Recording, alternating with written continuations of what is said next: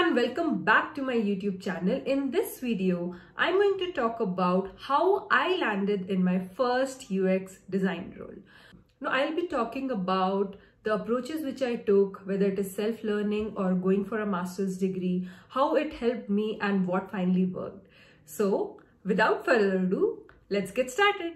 Now, let me take you all to a little bit back in time when I started to discover about UX design. I was working at my first company and I was doing a lot of self-learning about what UX is all about and trying to also observe how it's happening in my organization, which led me to understand that I might need some projects or some kind of work to put on my portfolio which can show my capabilities about design thinking. Rather being enthusiastic about the design process, I was more attracted towards the final visuals, about fonts, about using colors, about using different layouts. And without even understanding why I'm moving a single pixel on my screen, I began doing a lot of explorations, a lot of visual exploration. Now, what mistake I did back then was I was doing all of this without a mentor support. Whatever I understand from internet, I started just implementing it. Result you can see on the screen. You see, I have tried to do different kinds of mockups. I have also tried to do personas. I have also tried to do user research without really giving a deep thought about why I'm doing each of the following steps and whether it is even necessary or not. It's very obvious that a lot of this did not work out. I actually find a lot of beginners in design doing the same mistake that I did 5 years ago. They should probably understand the process and why they're following it before getting to the end visuals. Also, it's important to have a good mentor from which they can get continuous feedback so that they know where they are making a mistake. After all of the self-learning, I thought maybe masters can be a good way to get into design, but I wasn't so sure about which course I wanted to take.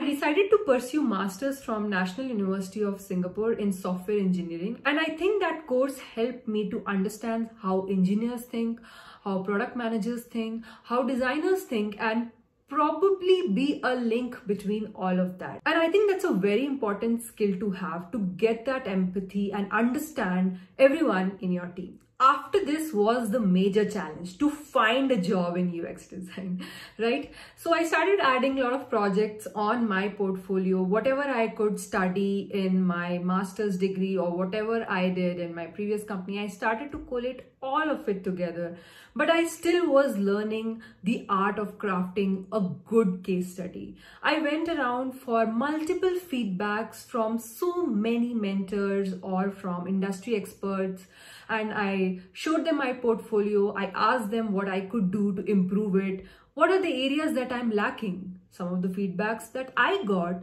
was like my visuals are not too strong, or I am following a process without even understanding why is it supposed to be there. They started questioning on my case studies, and that is when I started to improve all of them one by one.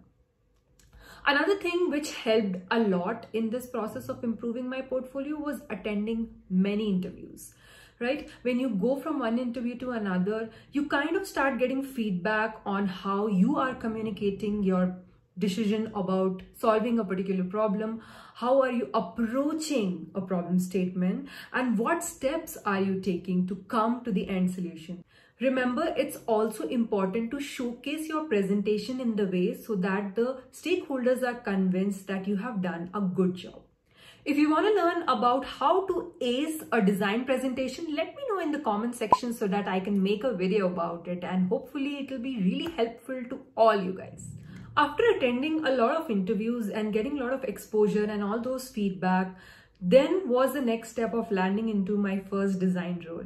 And I think what worked here was the improved portfolio which came after that. And you know, it's really targeting that one company that you want to get into, right? If it's fintech, or if it is e-commerce, or if it is health tech, any sector that you want to get into, make sure that you have projects related to what kind of problems they are solving.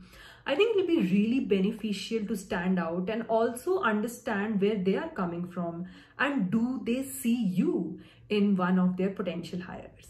That's that's it. That is what I had in mind for this video. I think really that along with self-learning, it is important to have a good mentor, to get that kind of feedback, to make sure that you're continuously improving. And this is what is going to help you land in your dream design role. Let me know if you learned something new from this video, and it will keep inspiring me to create more videos of such kind. Till then, thank you.